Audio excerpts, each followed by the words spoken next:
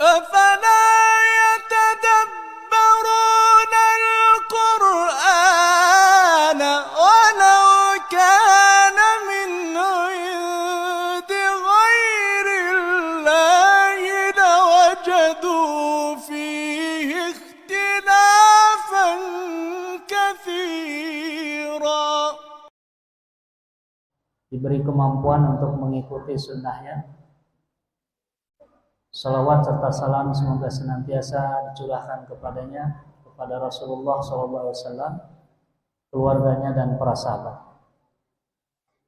Bapak-bapak, ibu sekalian, pada kesempatan malam hari ini saya mengajak kepada kita semua untuk tadarus, belajar di antara doa-doa para nabi, para rasul yang ada di dalam Al-Quran. Yang malam hari ini kita akan mengulas doa Nabi Musa alaihissalam.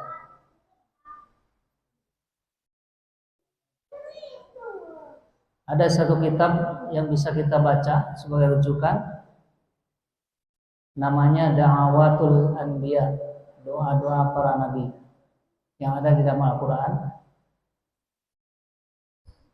Menarik bahwa Nabi Musa adalah nabi dan rasul yang paling banyak diceritakan di dalam Al-Quran. Berbeda dengan nabi-nabi yang lain. Banyak dimensi yang berbeda-beda, kasus-kasus yang berbeda-beda yang diceritakan oleh Allah berkaitan dengan Nabi Musa alaihissalam. Termasuk penamaan surat Al-Baqarah. Ini kaitannya dengan peristiwa syariat menyembelih sapi betina karena ada terjadi pembunuhan di zaman Nabi Musa yang tidak diketahui siapa pembunuhnya. Bahkan sejak Nabi Musa alaihissalam menjelang kelahiran ini diceritakan di dalam Al-Quran. Nah, di antara kita mempelajari sejarah Nabi Musa, kita pelajari doa-doanya. Bagaimana Nabi Musa berinteraksi dengan Allah melalui doanya ini. Yang pertama dikisahkan oleh Allah di dalam surah Al-Qasas ayat 16. Al-Qasas itu jama taksir dari kisah. Kisahun itu cerita. Jamanya qasas. Ya, kalau pakai lam Al-Qasas. Kisah-kisah artinya. Cerita-cerita, tapi cerita ini faktual, bukan fiktif. Suatu ketika ini diceritakan dalam kitab ini, Nabi Musa kedatangan seorang laki-laki dari Bani Israel yang mengadukan bahwa dia bertikai, berkelahi dengan seorang laki-laki dari Kipti. Lalu dia kalah dalam adu fisik, lalu meminta bantuan kepada Nabi Musa alaihissalam. Maka Nabi Musa membela laki-laki Bani Israel ini, kemudian memukul orang Kipti ini, tak sengaja tewas, meninggal dunia. Nabi Musa memukul seorang laki-laki, tidak berniat untuk menghilangkan nyawanya, tetapi pukulannya itu menyebabkan fatal, meninggal dunia. Tentu bagi setiap orang yang melakukan kesalahan tidak disengaja, pertama kaget, terkejut, ya. Yang kedua menyadari bahwa itu sebuah kesalahan. Maka Nabi Musa berdoa kepada Allah Subhanahu wa taala. Ini doa pertama di dalam surah Al-Qasas ayat 16. A'udzubillahi minasyaitonir rajim. Qala rabbi inni dhalamtu nafsi faghfirli faghfaralah innahu huwal ghafurur rahim.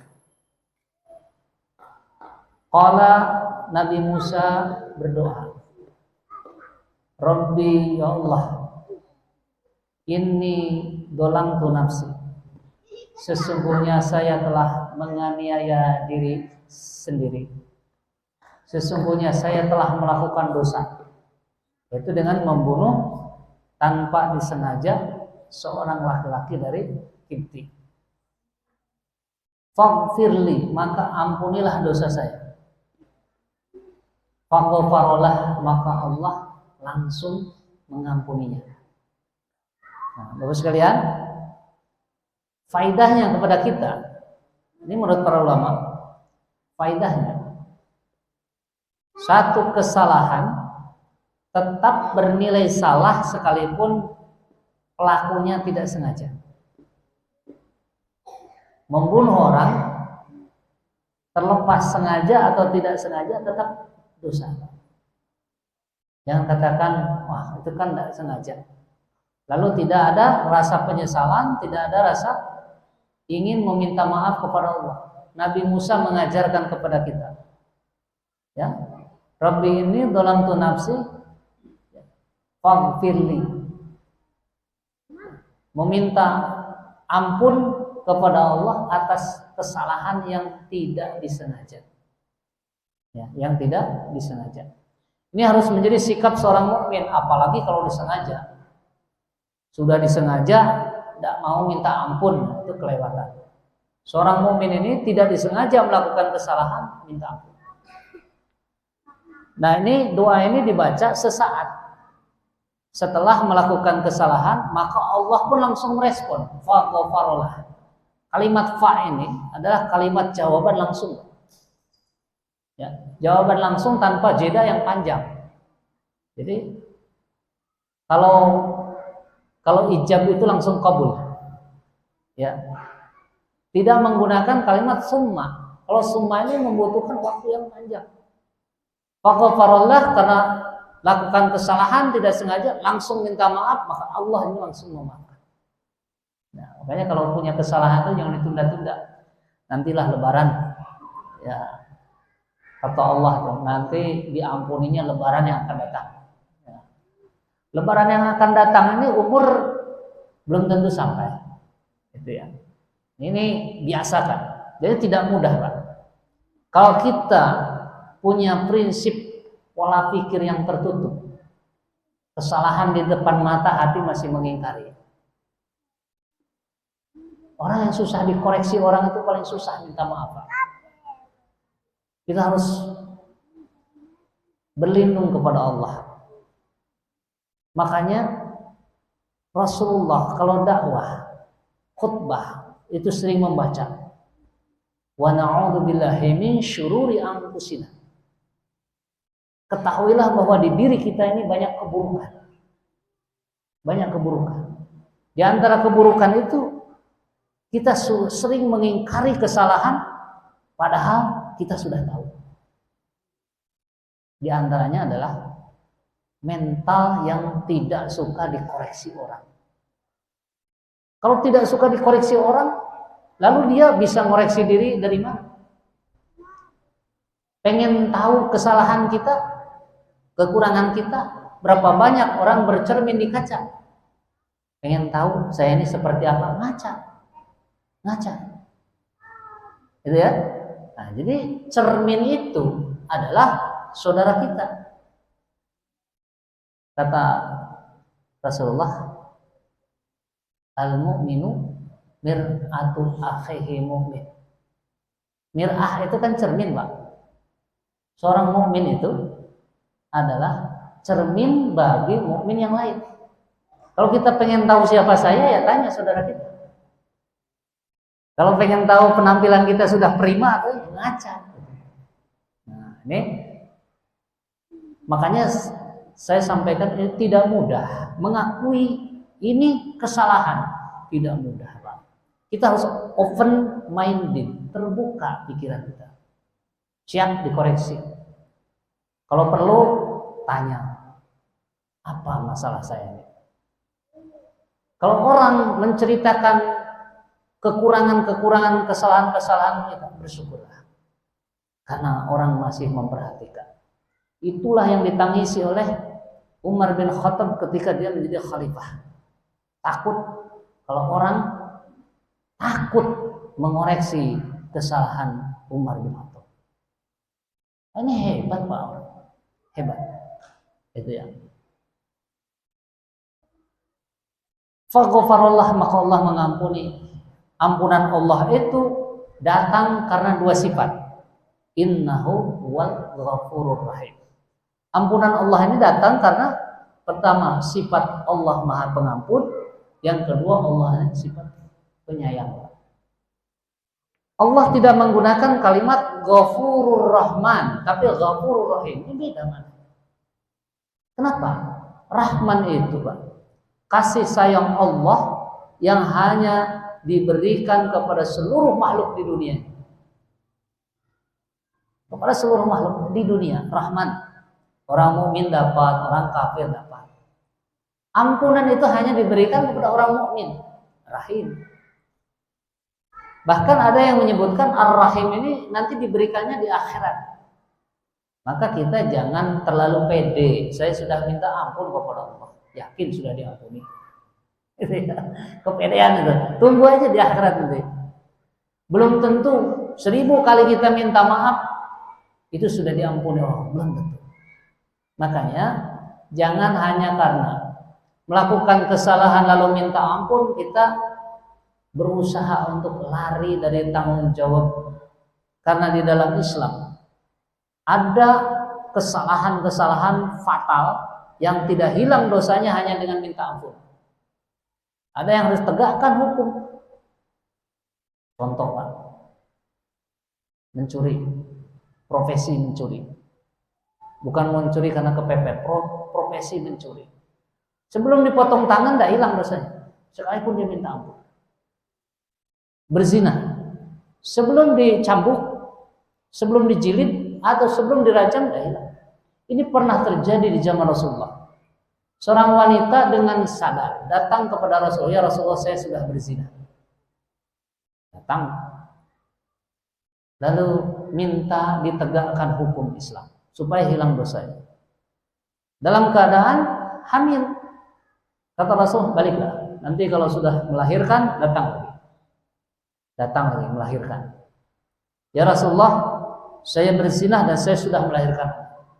Kata Rasulullah, selesaikan dulu menyusui. Selesaikan menyusui 2 tahun. Datang lagi, saya sudah selesai menyusui, dirajam sampai mati. Kalau saya sebagai penentu hukum itu angkat tangan, tidak tega. Tapi demikian hukum Islam. Jadi jangan main-main dengan kesalahan-kesalahan yang harus ditegakkan hukum. Enak ya di Indonesia ini mencuri dan dipotong tangan, ya tunggu aja nanti di akhirat. Ya, tunggu aja di akhirat. Enak ya di Indonesia ini kalau berzina malah dinikahkan.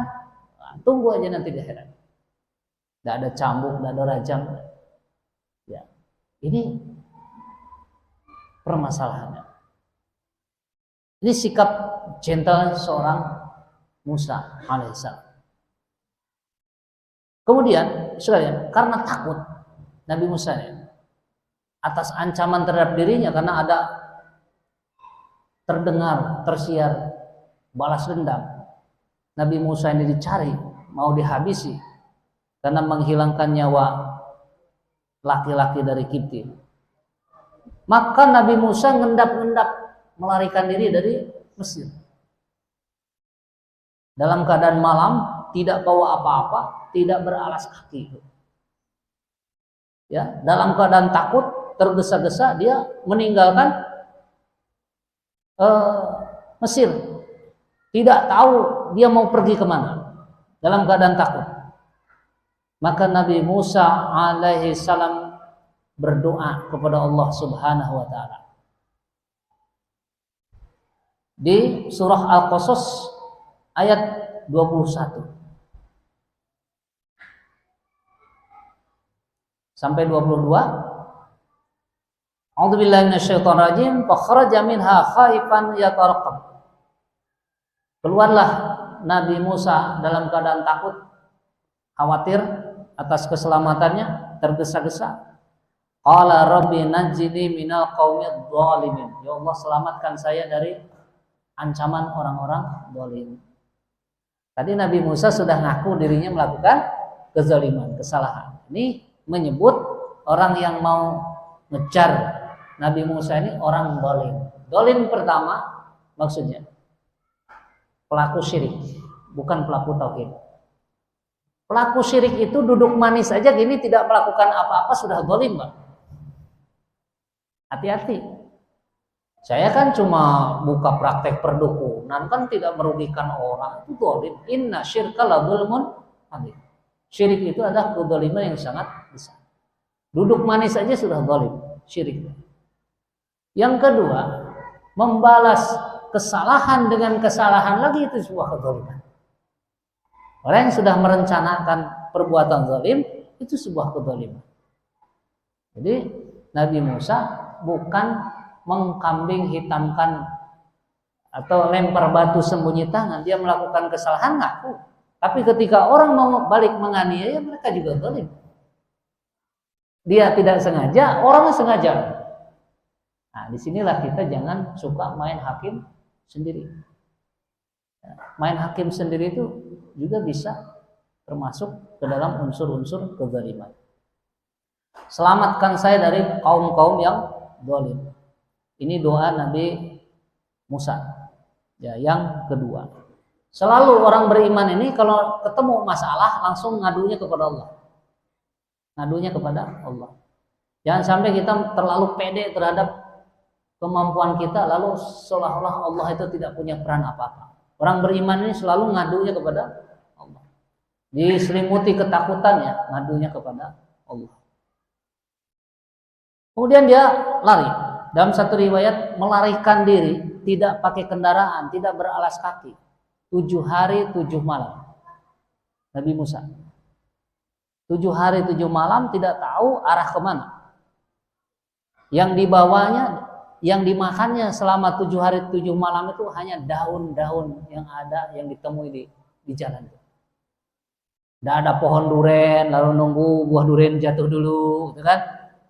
Kan ada orang kerjaan itu ya, dan nanam duren ya, nunggu musim duren, nunggu di bawah pohon, nunggu rezeki, katanya ya. Nabi Musa enggak, terus berjalan karena rasa takut ini. Nah, karena tidak tahu arah, entah tersesat, entah benar jalan ini, tidak tahu, maka dia berdoa lagi kepada Allah. Ya, berdoa lagi kepada Allah. Walamma tawajjaha tilqa'a Madyan, maka tatkala dia masuk ke gerbang kota Madyan, qala, dia berdoa, asa rabbi ayyahdiyani sawa as-sabil. Mudah-mudahan Allah memberi petunjuk ke jalan yang benar. Dia tidak tahu, minta hidayah kepada Allah. Mudah-mudahan tidak tersesat jalan, dia masuk ke situ, itu musuhnya yang nunggu sudah ada di situ. Salah jalan tuh, Pak. Melarikan diri malah mendatangi orang yang akan menganiayanya. Maka hidup ini terlalu banyak jalan yang tidak bisa kita kuasai. Jalan yang tidak kita ketahui. Orang pintar saja banyak melakukan eksperimen yang banyak gagalnya. Eksperimen banyak gagalnya sering diistilahkan dengan trial and error. Coba salah. Banyak salahnya, Pak. Nah, kesalahan ini karena faktor ketidaktahuan. Ketidaktahuan inilah yang perlu kita memohon kepada Allah, asa ayyahdiyani sawa as-sabil. Mudah-mudahan perjalanan yang kita tidak tahu benar dan salahnya Allah berikan petunjuk jalan yang benar.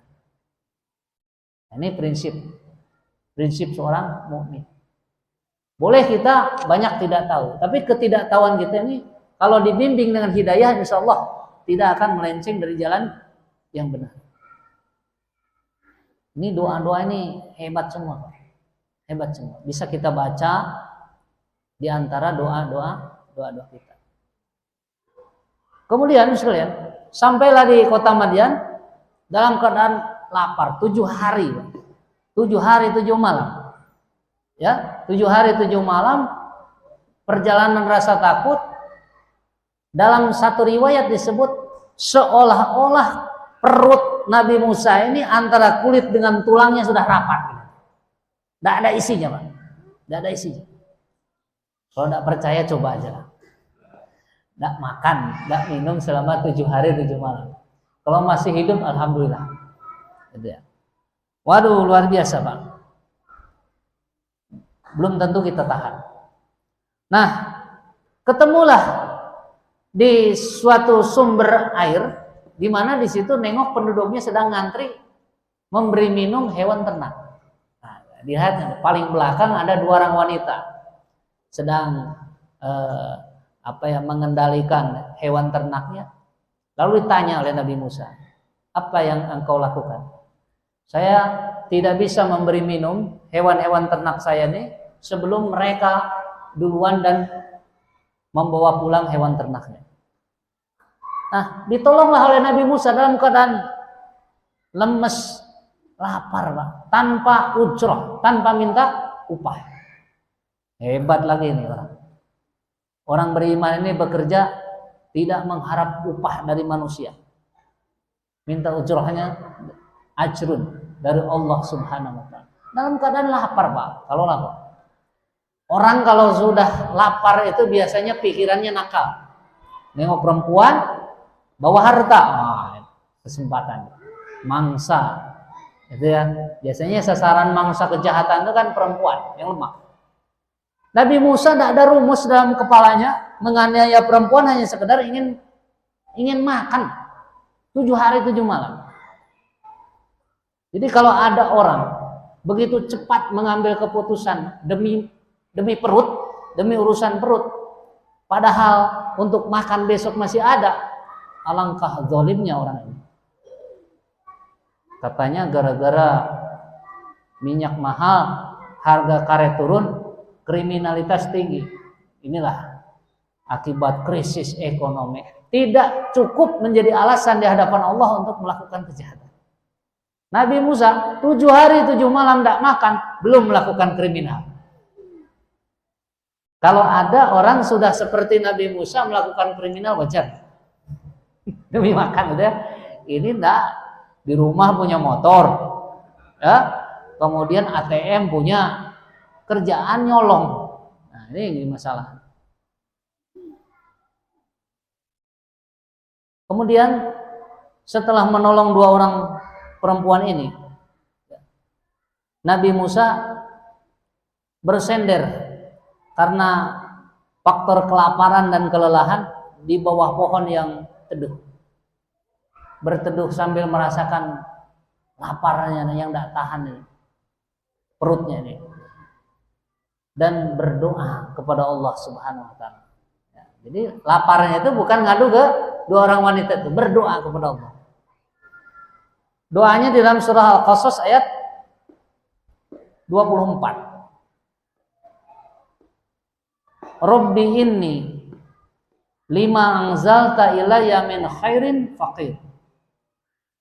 Ya Allah, sesungguhnya saya dengan apa yang Engkau turunkan berupa kebaikan, saya ini fakir. Tanpa Engkau menurunkan kebaikan kepada saya ini fakir. Sangat membutuhkan. Jadi ini metode berdoa para nabi, para rasul itu menurut para ulama bisa dengan 2 cara. Satu, dengan cara langsung meminta, Allahumma inni as'aluka, langsung minta. Ya, atau menggunakan fi'il amar. Rabbi zidni, Rabbi zidni. Zid itu karena dari zada. Zada yazidu zaidan. Jadi zid, tambahkan. Tambahkan ilmu. Ya, Allahumma rzuqni. Itu adalah kalimat amar, perintah minta. Tapi cara yang kedua dengan khabar, dengan berita. Ini ngasih tahu, ya Allah, saya ini sangat membutuhkan kebaikan darimu, al-khair. Apa yang dimaksud al-khair? Al-khair at-ta'am, minta makanan dalam keadaan lapar. Kalau kita nasi yang diteriak, yang dipanggil Nabi Musa ada khair, mintanya al-khair. Nabi sekalian, di dalam Al-Quran ada beberapa makna dari al-khair itu sesuai dengan siakul kalimatnya, konteks pembicaraan. Kadang-kadang khair itu ya bermakna bukan at-ta'am, ya, sesuai permasalahan yang dibicarakan. Di antaranya al-khair itu kadang-kadang berarti harta. Ini ada di dalam surah Al-Baqarah. Ya, kalau tidak salah dalam surah Al-Baqarah. Ya, surah Al-Baqarah ayat 180. Ini terkait dengan wasiat. Kutiba alaikum idza hadara ahadakumul maut in taraka khairal wasiyah. Jika datang tanda-tanda kematian, kayak mau mati nih, ada tanda-tanda ya. Jika kalian meninggalkan harta benda, maka diwajibkan untuk berwasiat. Khair, menggunakan kalimat khair. Ya. Di ayat lain juga ada di dalam surah Al-Adiyat. Wal 'adiyati dhabha fal muriyati qadha. Innal insana li rabbih laqanud. Ya. Wa innahu ala dzalika lasyahid wa innahu li hubbil khairi lasyadid. Sesungguhnya manusia itu sangat membangkang kepada Allah. Pembangkang manusia ini kepada Allah. Innal insana li rabbih laqanud. Manusia ini sangat pembangkang. Wa innahu ala dzalika lasyahid. Dan pembangkangan manusia kepada Allah itu dia sendiri tahu, menyaksikan, lasyahid. Ya. Jadi sulit orang bisa mengevaluasi dirinya bahwa dia itu orang baik kecuali dia menilainya subjektif. Kamu orang baik, karena menyembunyikan segudang ketidakbaikannya. Ya. Jadi manusia itu pembangkang kepada Allah dan dia sendiri ngerti, tahu di mana pembangkangannya. Tidak perlu dipersaksikan, apalagi nanti di akhirat. Wa innahu lihubbil khairi lasyadid. Dan sesungguhnya dia sangat pelit karena terlampau cinta terhadap harta. Ini rumus ini bisa dijabarkan, Pak. Kenapa manusia punya penyakit pelit? Jawabannya sederhana, karena cinta terlalu berat terhadap harta. Apa obatnya? Sedekah. Selama orang ini tidak bisa sedekah, tidak bisa. Maka sedekah itu adalah sedekah. Sedekah itu dari sedekah artinya benar. Sedekah itu adalah pembuktian cinta kepada Allah yang sebenar-benarnya dengan cara mengorbankan sebagian rasa cintanya kepada harta. Ujian orang beriman atau tidak diuji dengan sedekah. Ya, makanya ada Allah menggandengkan antara sholat dengan zakat. Aqimus shalah wa atuz zakat. Ya, kerjakan sholat, tunaikan zakat. Zakat ini bagian dari sedekah. Karena sedekah ini kan berbagi kebaikan, bukan hanya materi. Kullu ma'rufin sedekah. Setiap kebaikan itu adalah sedekah. Bisa dalam bentuk ekspresi yang menyenangkan, bisa dalam bentuk pembicaraan yang menyenangkan, bisa dalam bentuk berbagi materi, berbagi ilmu, itu sedekah. Nah, kita harus betul-betul menghayati, menjiwai makna sedekah ini. Sebab pelit ini penyakit yang sudah lama dari dulu, Pak. Allah katakan ittaqus suha. Rasulullah mengatakan ittaqus suha. Jauhilah sifat pelit, kikir. Fa inna suha qad ahlaka man kana qablakum. Pelit itu telah membinasakan umat-umat sebelum kalian. Nah, masih ada enggak di antara kita yang pelit? Banyak. Karena bawaan. Pelit itu bawaan. Dan dermawan itu hasil dari pembelajaran. Sifat bawaan manusia ini pelit. Itu disebut dalam Al-Quran. Betul tak? Maka kita berjuang menjadi orang dermawan dirontokkan dengan iman ini. Wa innahu lihubbil khairi lasyadid. Lasyadid itu lamnya lam taukid, ya. Syadidnya artinya sangat. Ya, sangat berat cinta terhadap materi. Nah, ini di antara makna al-khair. Kadang-kadang khair itu artinya adalah amal soleh. Kadang artinya amal soleh. Ketika Allah mengatakan fi'lal khairat, melakukan kebaikan, itu artinya adalah ibadah amal soleh. Ya, fi'lal khairat. Kadang-kadang agama juga itu artinya khair. Ya. Agama itu artinya khair. Dan ini doa Nabi Musa mengadukan kepada Allah lapar. Dan lapar ini bisa lihat. Kalau kita baca di dalam konteks kebutuhan yang sering dipelajari di sekolah, kan ini disebut basic need, kebutuhan paling dasar. Orang tidak akan naik pada kebutuhan level kedua, ketiga sampai puncak sebelum kebutuhan dasarnya terpenuhi, basic need, kebutuhan pokok. Hidup, orang ingin berjuang untuk hidup, makan dulu. Nah, ini belum menjadi seorang manusia nih Pak, kalau hidup cuma makan. Wah, alhamdulillah lah saya baru bisa makan.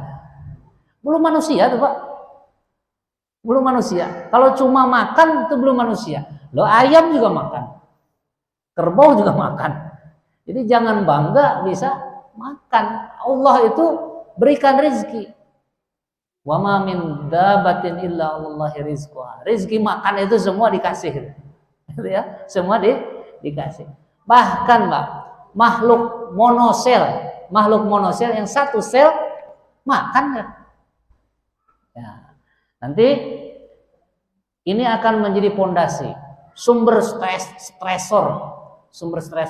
sumber yang bisa manusia tertekan. Salah satunya adalah basic need ini, kebutuhan pokok. Ini bisa terjadi gejolak, kriminalitas dan sebagainya karena kesulitan pangan ini, makan. Dan kadang-kadang sekarang krisis gejolak itu ya memang diciptakan supaya manusia lapar, supaya kacau. Kalau sudah kacau dia bisa meraup keuntungan. Ini jahatnya manusia. Ya, jahatnya manusia. Nah, Bapak sekalian, sekalipun orang mengalami guncangan, orang beriman mengalami guncangan dalam basic need, kebutuhan dasar, tetap dia mengadunya kepada Allah Subhanahu wa taala. Ya. Banyak sekali para ulama memfatwakan, kita jangan takut dengan bagian kita di dunia. Sudah ditentukan oleh Allah Subhanahu wa taala. Ya. Kadang-kadang manusia ini dihantui dengan dunianya. Takut ini, takut itu, banyak membuat angan-angan sendiri, ya, demi masa depan, demi masa tua terus, gitu. Padahal belum tentu umurnya sampai tua. Hanya lupa sedekah, Pak. Lupa pembuktian dirinya bahwa dia cinta kepada Allah Subhanahu wa taala.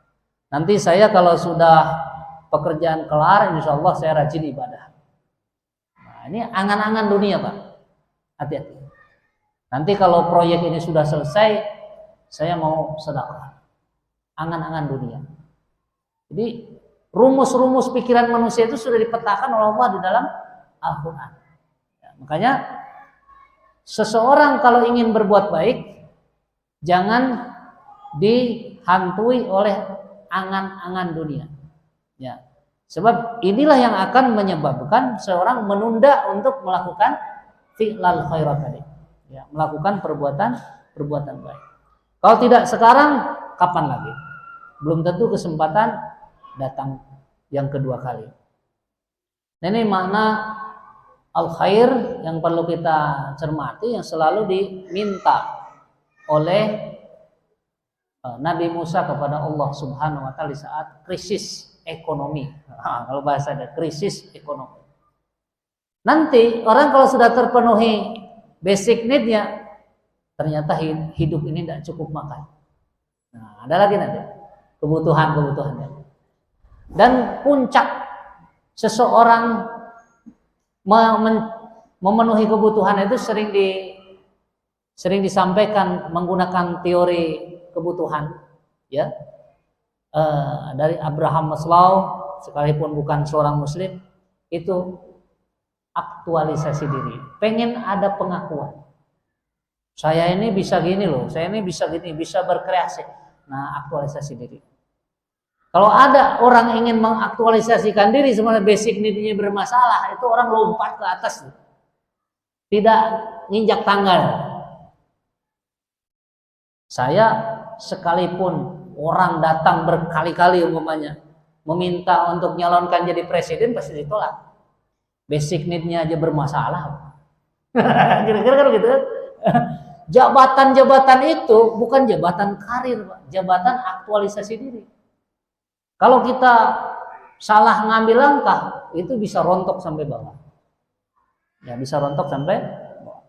Nah, inilah barangkali Ibu sekalian, di antara doa Nabi Musa alaihissalam, mudah-mudahan memberi manfaat bagi kita semua. Ada 4, ya baru 4 doa Nabi Musa, masih banyak doa-doanya. Demikian, subhanakallahumma wa bihamdika asyhadu an la ilaha illa anta astaghfiruka wa atubu ilaik. Wassalamualaikum warahmatullahi wabarakatuh.